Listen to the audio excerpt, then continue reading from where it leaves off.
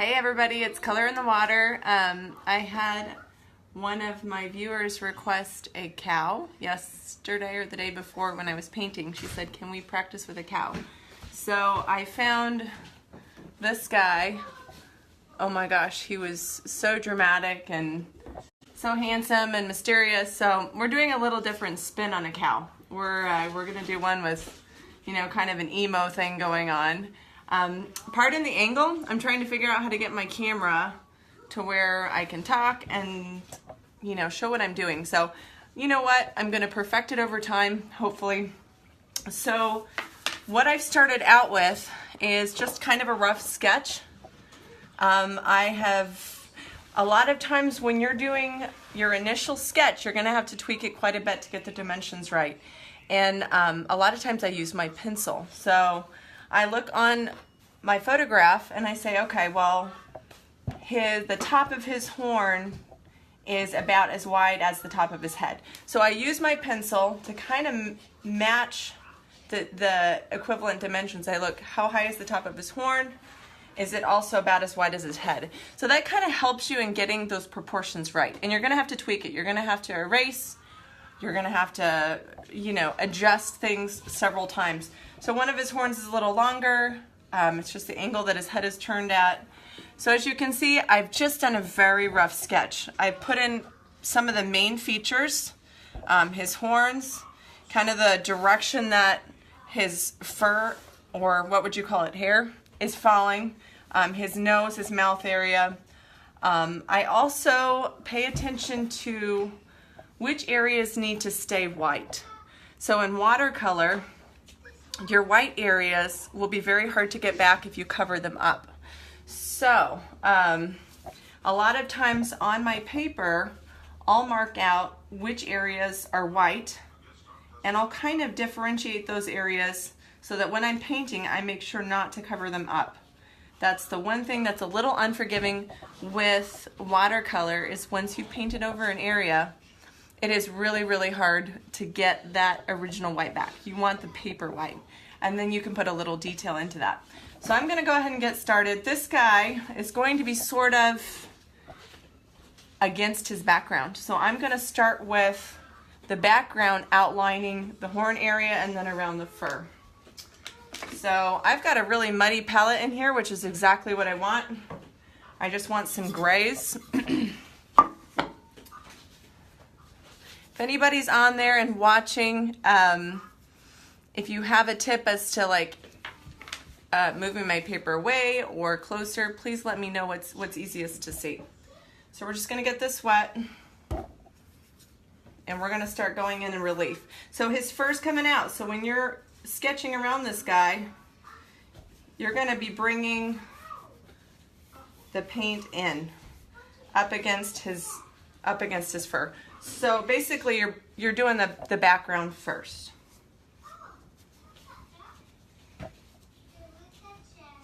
I have two of my sons in the room with me right now. They're very fascinated with this whole live thing. They think I'm gonna become a crazy YouTuber like the ones they watch, which is not true, but maybe they'll pop in and say hi. They're lurking in the shadows right now.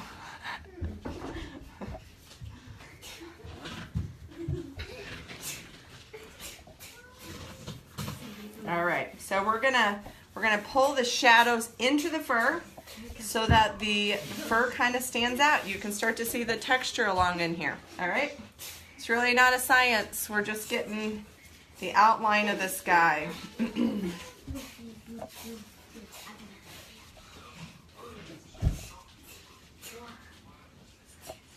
Really, all of my videos, and I'm sorry you're only going to see my mouth for the most part. This is fantastic because this is just the angle and I don't want to keep bending my head down. But yeah, most of my videos are going to have babies doing crazy things. So, you know, that will just be part of it. You like the lights. Jacob, do you want to get him a special treat? Yeah. Or maybe okay, something like that. All right, we're coming up around his awesome horns in here, and I cannot wait to pull the texture into those babies. I mean, it's beautiful. So I'm gonna mix a little bit of that flesh tint into my water. I want it to be a warm gray. There's a little green in there, little blue, and I vary it. You want to come and see what's going on? Jacob, can you show them how those buttons work? Yeah. All right. So I don't know how long I'm going to be on. I'm going to pop on periodically during the project if I feel like it's something that will be important for the whole process. A painting takes quite a bit of time in general, so I probably won't be live that whole time. But I wanted to show you how a sketch... Oh, hey, Melissa. Thanks for joining. Janet, you're here. Oh, my gosh. You guys are very kind. No, really. Anybody with a brush and watercolor and interest can do what I do. Thank you for joining me today. I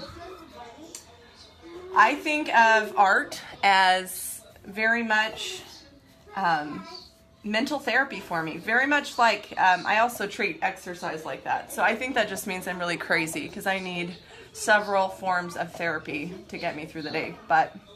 And I may or may not have a glass of wine sitting on the other side of the counter, the camera. So I'm just putting that out there. So ladies, have you gotten your watercolor paints? I hope you have, because you most certainly can do what I do if you have an interest in it. All right, so I don't know if you guys can see. I don't know, is this visible? I think so. All right, it's kind of weird because it's inverted on the camera. So I'm popping in the shadows behind this guy. I'm mixing in a little bit of green too, because I simply cannot keep my backgrounds one color. It bores me to death. So I'm pulling in some greens and blue. And with watercolor, this is one thing that I forgot to mention before. I had a little watercolor session with one of my really good friends from our school. We got together on Thursday and we painted a kingfisher together. And she paints with acrylics and she is exceptionally talented. And she said she wanted to try what it was like to do watercolor, and she did an awesome job. I mean, she'll never give herself credit, but she did a beautiful job.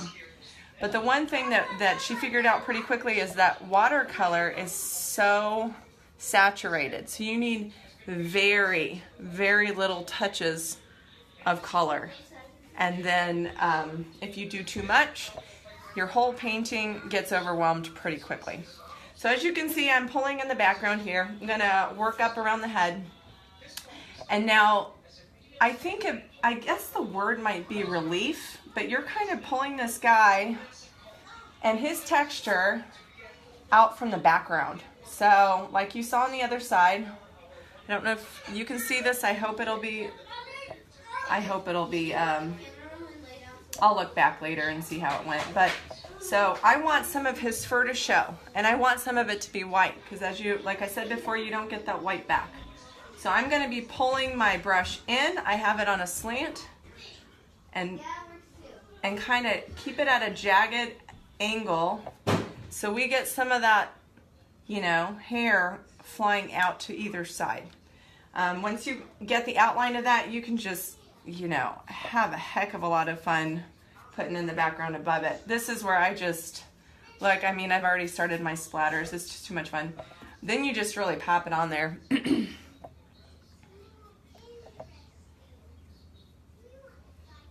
So, Janet, do you paint, and what is your medium if you're still watching? I'd love to hear what you girls work with on the regular, what you're hoping to work with.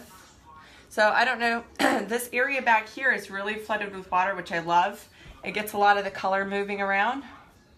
So, we're making sure that the top of the horns stay really, really super light. We want there to be kind of a highlight on the very top. In the picture, it looks like the sun is shining down, so we're going to make sure that there's not too much color up there. So on my palette, some of the other colors I've kind of drifted in. I have a little bit of red, a little bit of flesh color. It's warm. So I have some cools over here. I'm going to pull some warms on this side just to keep it interesting. Okay. And we're just going to keep adding water in there and just let it swirl around. Don't mix it too much. It makes some really cool stuff. Half of watercolor just works on its own. you don't really have to do that much to it.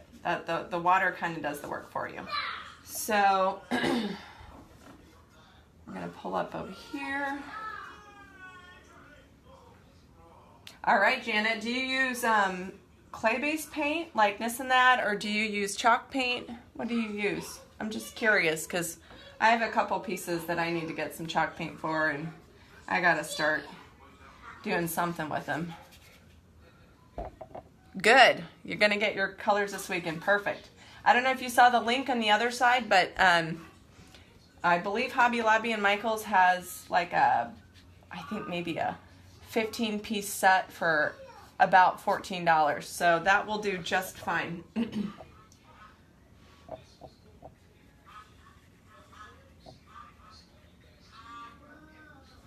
Okay. All right, we're going to pull a little more texture over here. That's kind of all I want for my background right now. I'm going to add more in later, most likely. But I really just wanted the outline of this guy. I wanted him popping out of his background. So I'm going to start in with just some grays. Now, you can see how, is that going to be reflecting too much? Maybe. So he's just got all kinds of cool direction in his hair. Something, I think the wind's blowing on it. So I'm going to start popping in some lines in there and then coming down on either side. All right, the clay base. Yeah, and Nis says she loves it. I'm pretty excited. I might just have to borrow one of her cans one of these times and get started. Because I just am the biggest procrastinator. I always have something else that I want to be playing with. But my husband, I mean, he's getting fed up. I have a bedroom upstairs just full of furniture that I really ought to go ahead and tackle because it's hideous. It needs love. All right, so I'm pulling in some of the lines up here. I want to get. What am I doing? I am. You want to say hi? I'm painting. Can you say hello? No. Are you a dinosaur? Okay, that's okay. You don't have to say hello. No! That's okay. You want Mama to go? Be off of there? I'll be right back, friends. We're going to go get a lollipop. Does that sound good? Yes. Yes? All right. We'll be right back. We'll be back. Say we'll be back. We'll be back. Go sit at the table.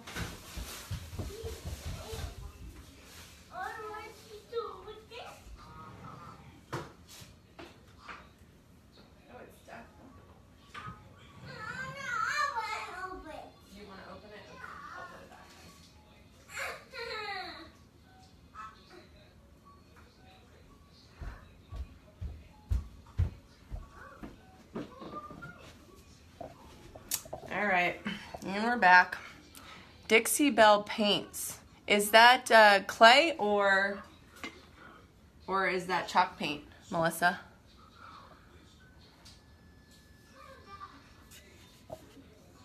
Because I'm just the worst. I don't know about these things. I want to learn though. Sure I will eventually.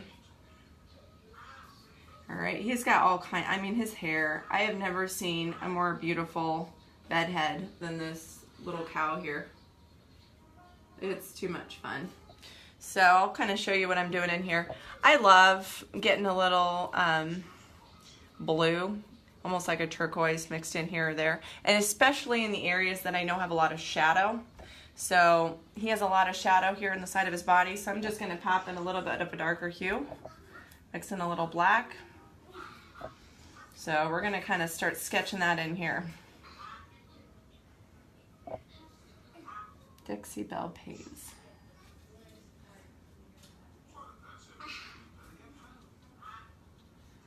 Okay.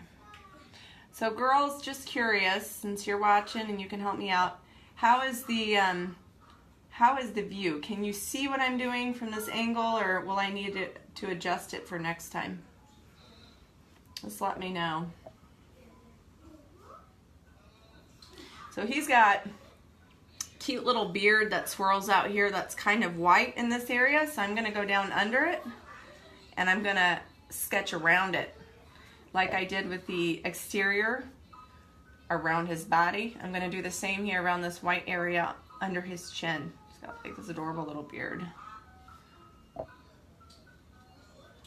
And I'm using some of the washed out gray that's still on my brush to start tapping in some around his face. Okay, so he's got more fur coming down here under his chin.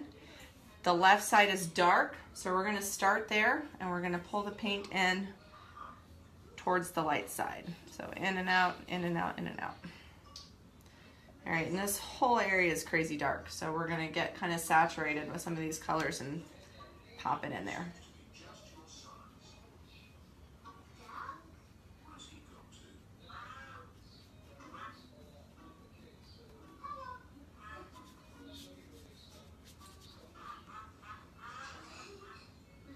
Do you guys like how I give my kids sugar so I can paint? I'm pretty sure that's considered awful parenting, but dude, I love painting. It's got to happen. I think Nis and I almost gave our kids diabetes when we worked together last. We just kept giving them sugar. Sorry, Nis, if I'm spilling all your secrets. But we had fun and we got to paint, so that was nice. All right, his ear's super dark too. What I'm doing right now is I'm picking out a lot of the really dark areas and popping in kind of that dark turquoise for my shadow. Some shadow here in his ear. So with his ear, I like to leave the outside of the ear white. That way I can kind of fade it out and it looks like a little bit of sunshine is hitting it. So I'm not going to go all the way out to my background. I'm going to leave a little bit of a ring right in there. And there's some cool fur coming in this way. I don't want to overdo my dark colors in there because those are kind of light pieces. So we're going to lighten it up a little bit and pull it in. We're going to pull it down.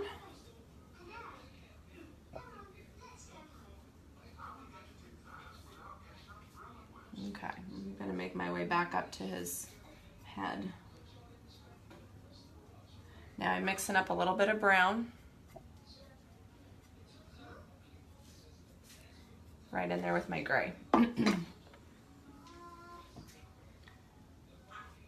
Watercolor really looks the best if you mix up the colors pretty often. You don't want to just stick with the same gray the whole time you're painting. Every now and then when you're hitting a new spot, change the gray up a little bit. If you're doing a more neutral photograph, add a little bit more. Now I'm adding a little bit of red to my gray. Just keeps it really interesting.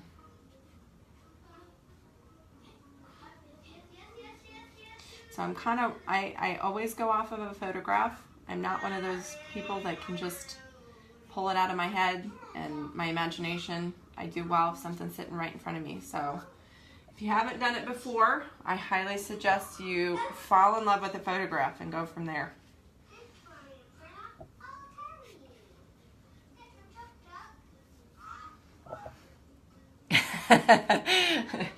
Good choice, Janet. Whatever they can reach, I like that. I think my kids could reach pretty much anything in the house, so I think I could paint for a long time.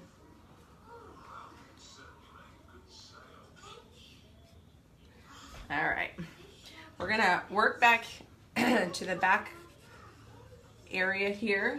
There's a little bit of a dark patch of fur. It's catching a little bit of shadow, so I'm gonna pop that in.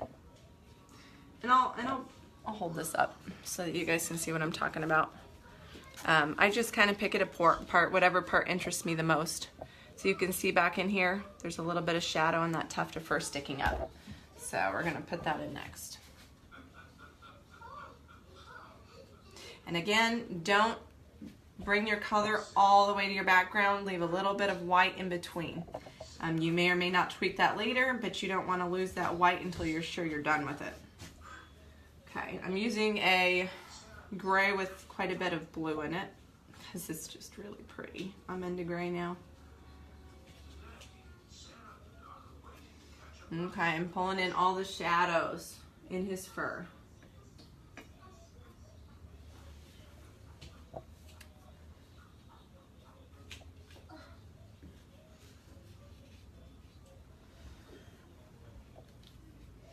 Now, I don't want you guys, when you're starting, I want you to see what it looks like at the beginning, because in the beginning, it kind of usually looks like a hot mess. And a lot of people get caught up in, oh my gosh, this is not what I thought it was going to be.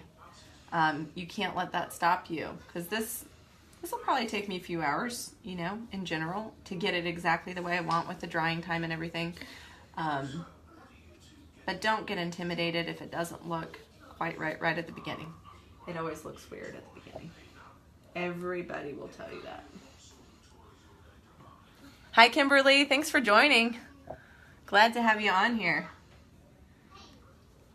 I hope you're going out next week to get yourself some watercolors too.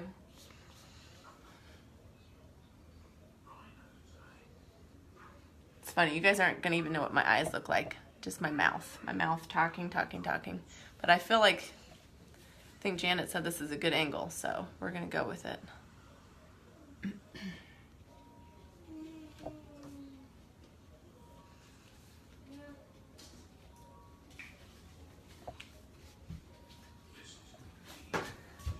Okay, I'm gonna come in here to his chin. He's got an intense little chin here. I'm pulling a little bit of purple into my gray just for fun, just because I can. A little bit of blue. Now near his mouth, I'm noticing there's another couple little lines of white, the area where his lip is, and then a little tiny bit of highlighted fur right under his lip. So as I pull the color into his chin, I'm going to make sure, I've sketched it out to remind myself, but I'm going to make sure I leave a little bit of that white in there. And leave enough that you can adjust it. You can always make it less later.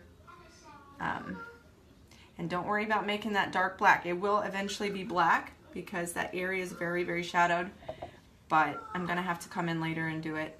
You can't get that much saturation in one shot.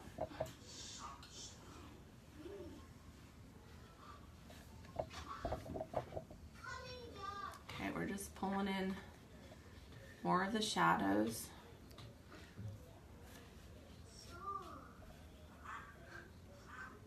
Okay.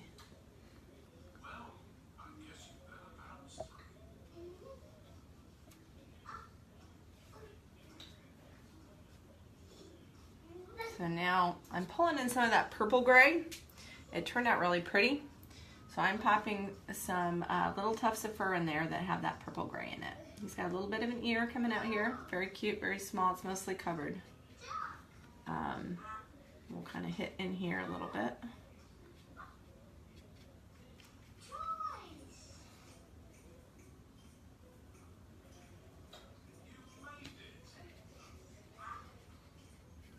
So what are you girls working on?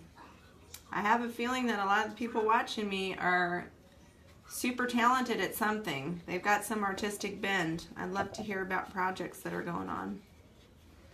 Anybody wants to share? I don't think you can post pictures while I'm live, but you can after. So if you talk about it, I want to see it. All right, so now I'm feeling like I'm missing a little bit of something in here with the color. So I love green. I'm gonna pull in a little bit of ridiculous lime green. I'm going to tone it down with a little bit of the flesh tone and a little black. And bring it a little bit more. So we're just going to put that in here or there. Not quite sure yet.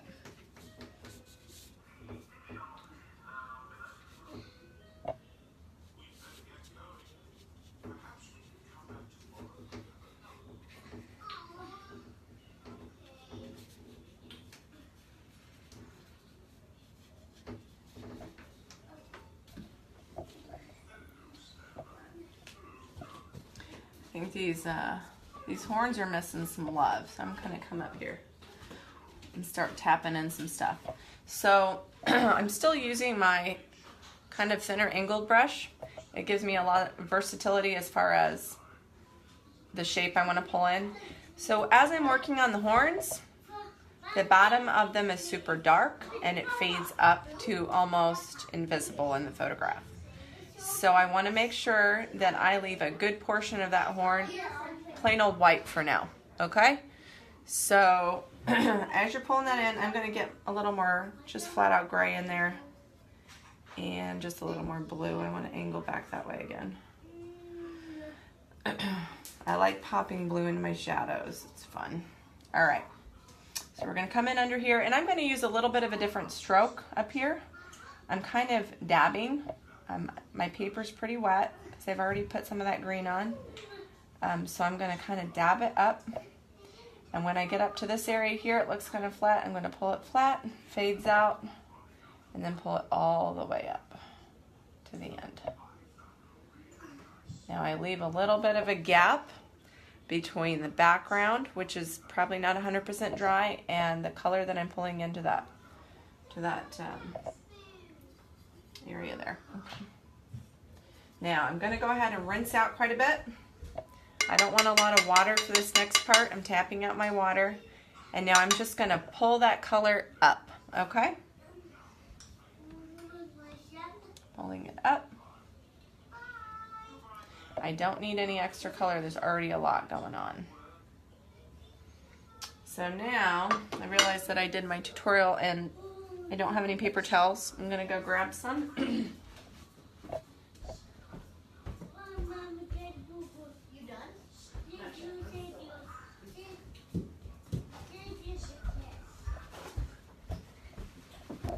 Okay.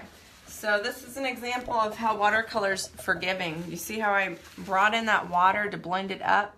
And it's a little bit more than I want, so I'm going to dab it out. I'm going to let it dry a little, and I'm going to come back later. Yep, there's the head of my 9-year-old peeping around the corner. He's fascinated with what's going on here. All right, I'm going to soften up that line because I really don't want it to have kind of a immediate change. Okay. Let's move on to the other side here. Jacob, don't do that, please.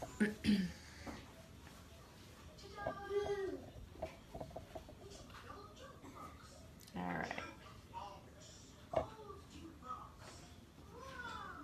Oh, I like that. I don't know if you guys can see what happened there, but I had a little blue pulled in. I love it, so I'm going to go ahead and make that happen again. So remember, when you're mixing your colors, don't mix them too perfectly. You want them swirling around.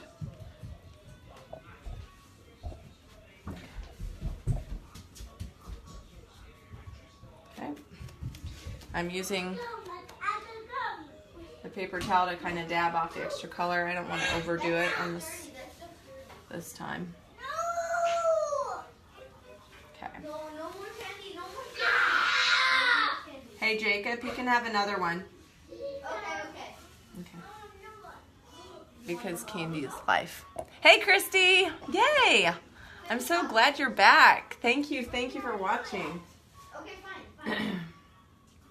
You were with me on my headboard. Kept me good company. All right, guys. I'm going to pull in a little bit of this flesh tint up here. And I'm just going to dab it into the area around the horns. I cheat. I use my fingers sometimes just because why not? I mean, I have 10 of them. So I'm going to, it's still wet.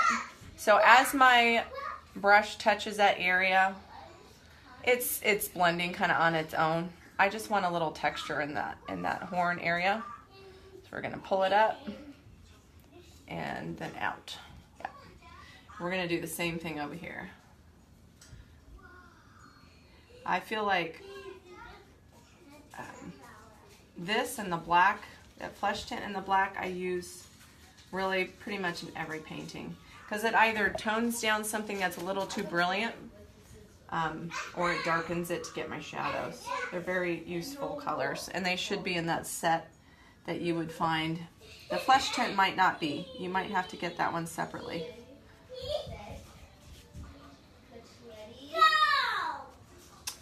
All right. We're going to come up. Thanks, Christy. Thank you. I got to admit, I'm having a good time. we all deserve a little bit of a fun outlet. So I'd like to hear what you girls do for fun. What's your little like, is painting? I know that one of you mentioned painting furniture was kind of your thing. If you use that just to decompress or like a business, or I think it's pretty important we have our outlets. So I don't know if you guys can see clearly what I'm doing here, but so a lot of my lines down here are pretty intense. So I'm just taking water on the brush and I'm softening them up and I'm letting them blend with the other colors. So just pulling it in back and forth, and there's enough color on there that just kind of doing its own thing.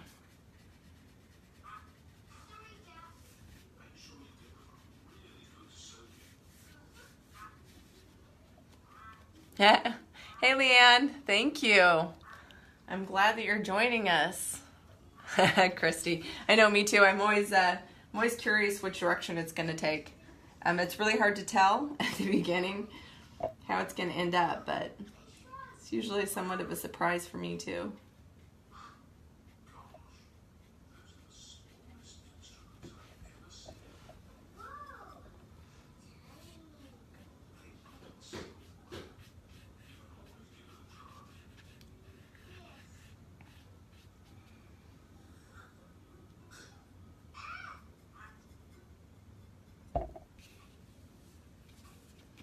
Okay, so now I'm feeling like I have a lot of lines that are going one direction.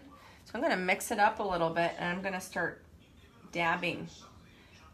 When you notice that you have only one directionality of lines, one type of line, you really want to mix it up a little bit. So I think in this area I'm going to kind of dab some shadows in here under his chin. And again, I'm just kind of using a warm gray with a little bit of blue.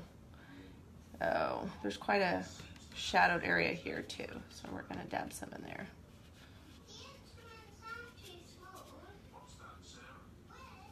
So as I come out to the exterior, I get a little more careful with, I don't particularly want to lose my white line yet, the line between the background and his body. So I'm pulling the color outwards, kind of a fur shape.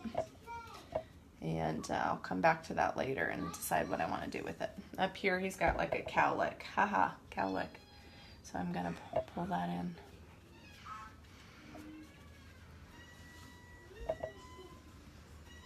I'm gonna go back up to his little ear. So it's pretty dark up here, so we're gonna put in another layer up near his ear.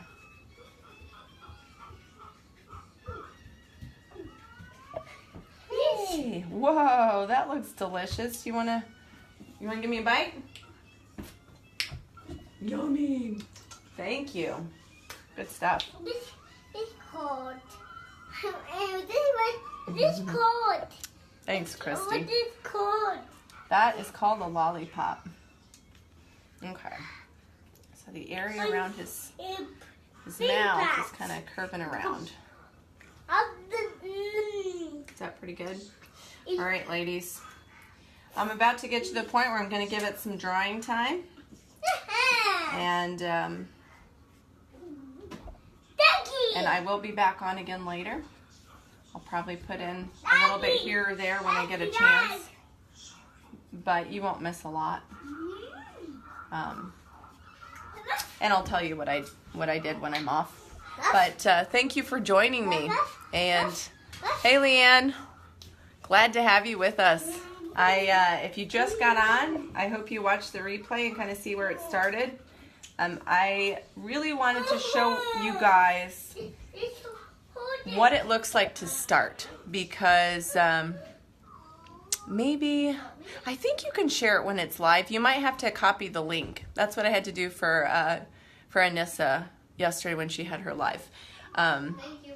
But thank you for sharing. I appreciate that. What I was going to say is I wanted to show you guys what it looked like from the beginning and kind of the in-between stages, because it looks so different than the end product.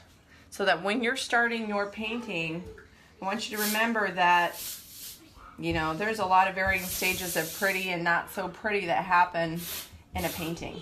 So I don't want anybody to go into it thinking, oh my gosh, this is not what I had in mind. I won't be able to do this. I mean, you saw it from the beginning. You see what it is now.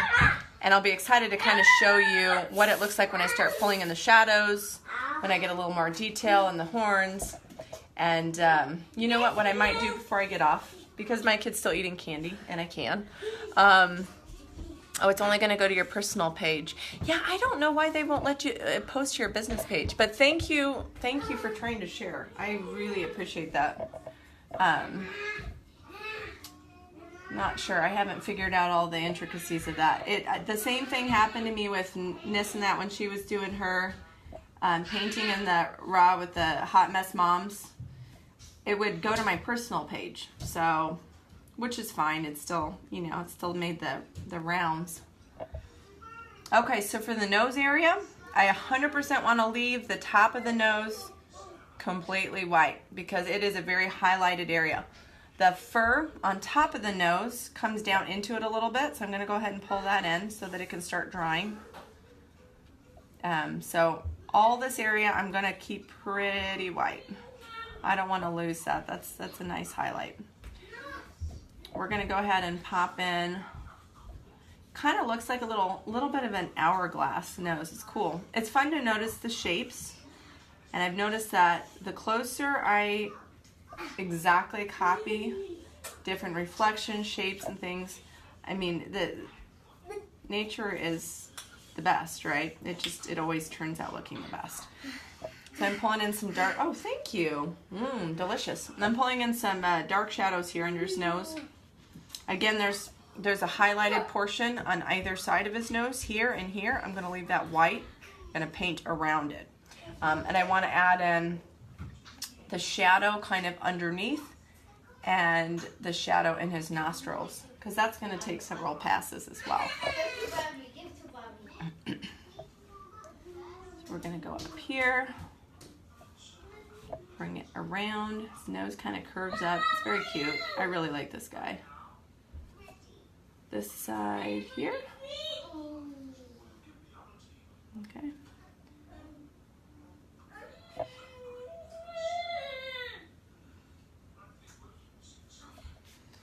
So my focus right now is just hitting the really shadowed areas. I'm not gonna try to make the nostrils really pronounced yet. There's time for that as I come back in.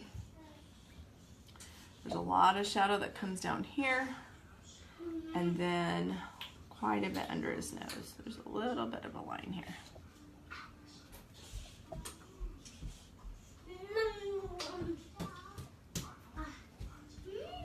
All right, I'm going to pull a little bit of this warm gray into the cool gray that I have here in his chin.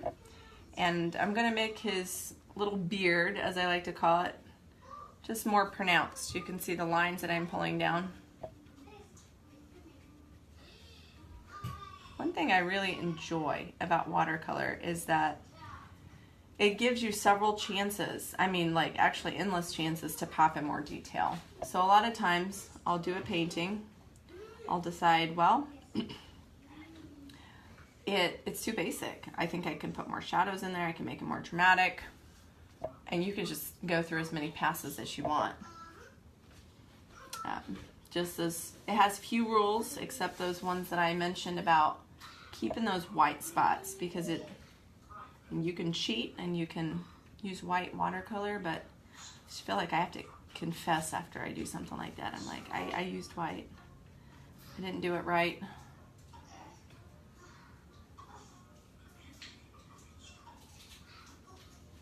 Okay, we're getting here, filling in the area around his mouth. Pulling down.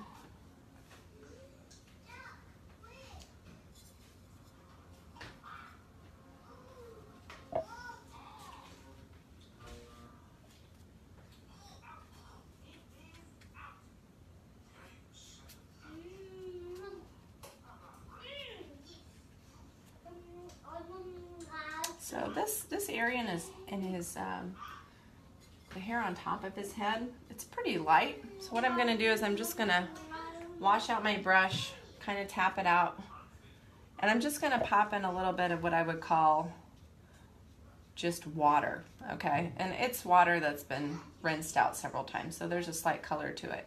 I want to give some movement in there in the white. I don't want to fill it in completely, but it gives texture to those white areas as well. So it ends up being more of a kind of a cream.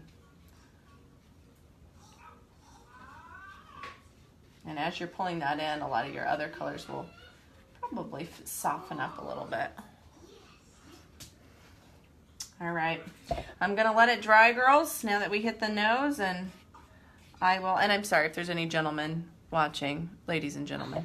I'm gonna let it dry and kind of put in some more details, and then I might try to pop on again later. So I'm gonna put my whole face in so I can see you guys. Thank you for joining me, and I'll look forward to hanging out with you again.